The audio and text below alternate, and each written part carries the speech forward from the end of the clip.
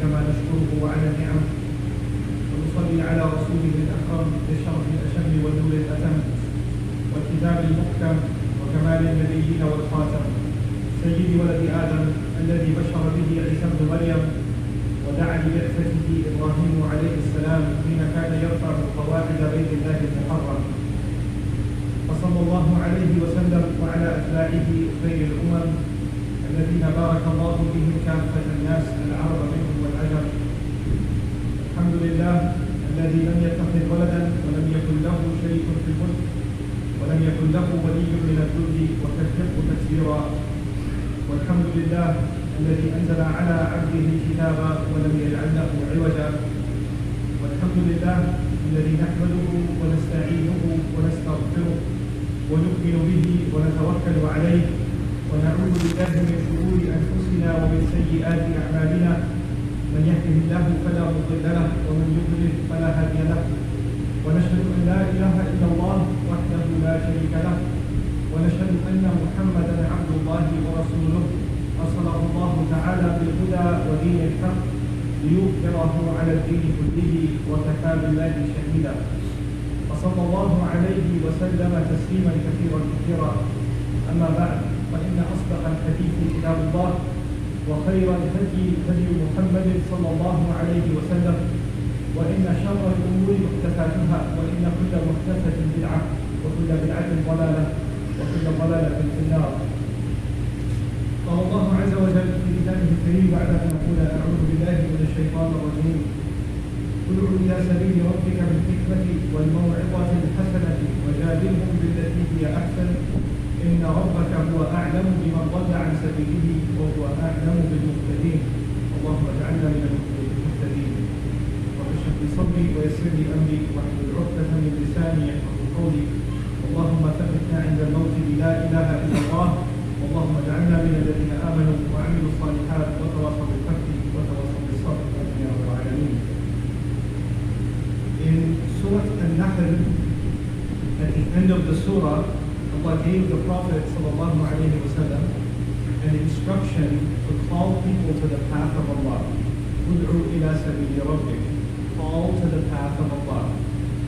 And in this one short ayah, there are many hikam, many guidances, many instructions are captured inside of this one small ayah. My hope in this khutbah is to touch on some of them. There's no way we can touch on all of them, but we're going to try and touch on some of them. So I'm going to try to go phrase by phrase from the ayah and see what we can learn from it. The first thing is the difference between da'wah, because the Prophet ﷺ was told ud'u, invite. A good translation of ud'u would be invite. When you invite someone, you are respecting them. You don't invite someone to yell at them. You don't invite someone to insult them. Like if you invite someone to your home, that means that that person feels safe.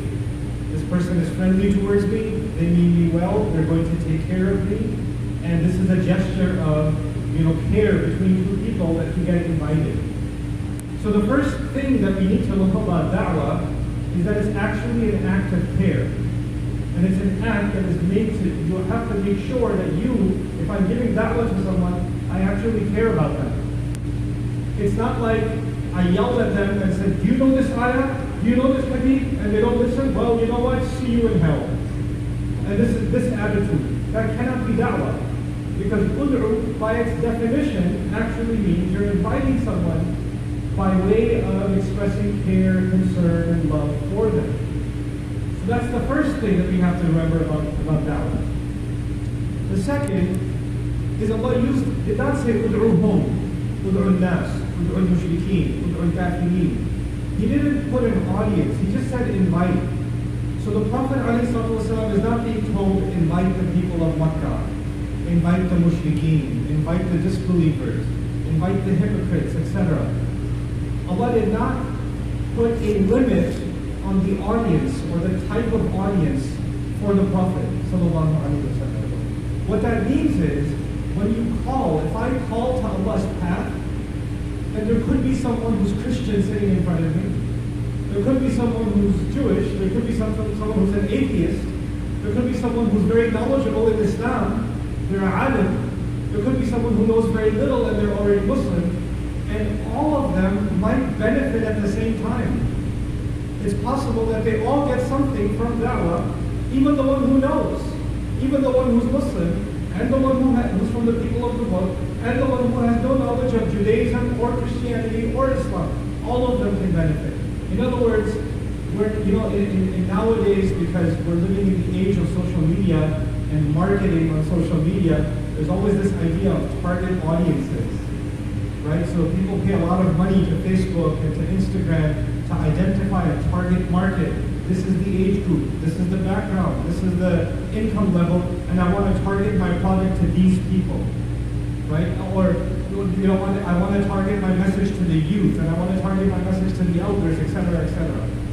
What the ayah is doing amazingly is saying, invite, don't worry about your target audience. You don't know where that target audience will come from. You might think that you are targeting one group, and you end up targeting someone else entirely. I, for example, in my work, I've tried never to target an audience. What I come to learn from Allah's book, I try to share. And a lot of times people come and tell me, mashallah, you're really doing a good job targeting the youth. And I said, I never targeted the youth.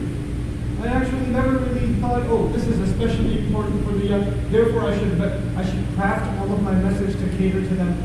What comes out of the heart goes to other hearts. That's all it is.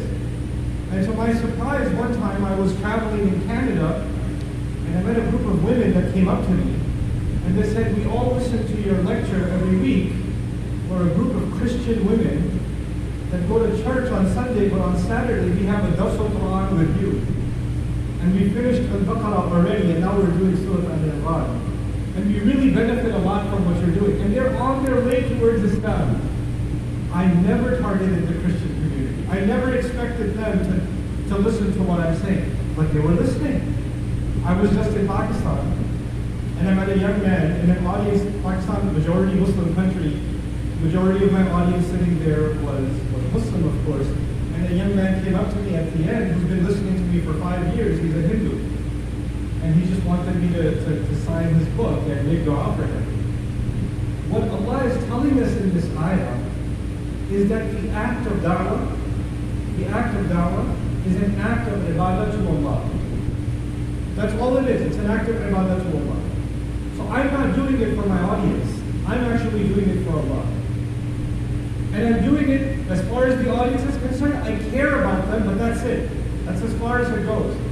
Whether my da'wah affects somebody, whether my words will benefit someone, whether my words will push someone further away, that is not up to me. That's not up to me at all. You know, in science, I'm speaking right now, and I'm producing sound waves, and those sound waves are hitting your ears, and then your brain is processing what I'm saying. But from your brain all the way to your heart, it can be rejected or it can be accepted. That depends on something coming from Allah. Allah says, kun.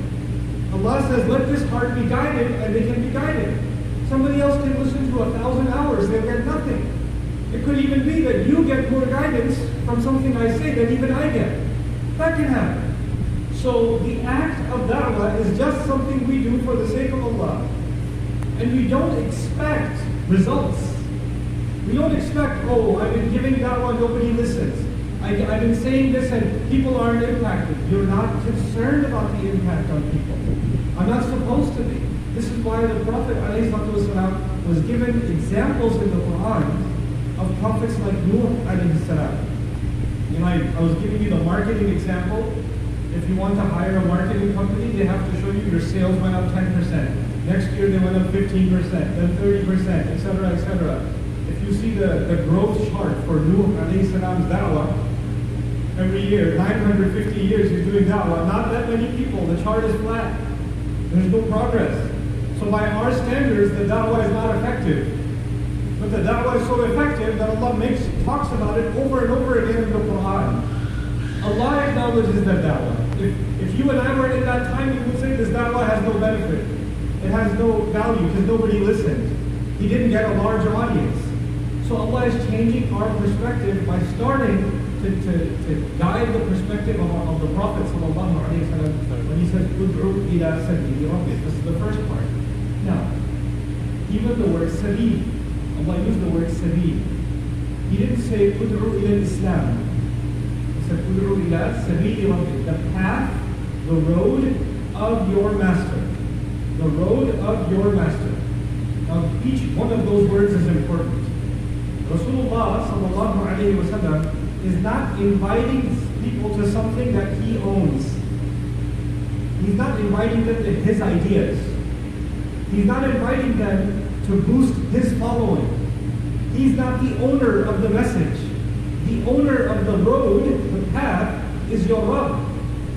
You're inviting someone to a road that you are also on. You don't own the road, you're the traveler on the road too. You're also on this path. And then you're inviting other people to join this path. Now why is this an important observation? Because if I'm discussing something with you and you disagree with me, and somewhere inside me my ego gets hurt. This guy disagrees with my thoughts. He disagrees with my idea. Now I'm going to give him a counter argument to beat him in this debate. Now you're not discussing ideas that belong to Allah. Now you're discussing them as if the ideas belong to you, they belong to me. And I have to win. And I don't have to win for Allah's sake, I have to win because I hate losing. You can disagree with me, but I'm not the owner of these ideas. I myself have surrendered to this truth. I myself am on this path. This is a kind of recognition that is very difficult for human beings.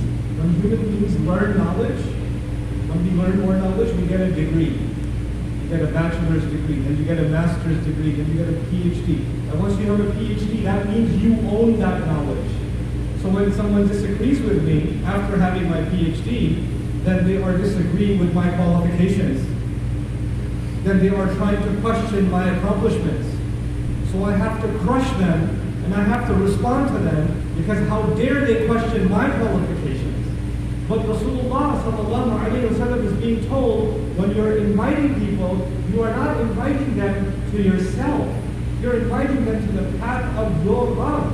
So the words that you're saying, the deen that you're presenting, the guidance that you're giving, none of it is yours.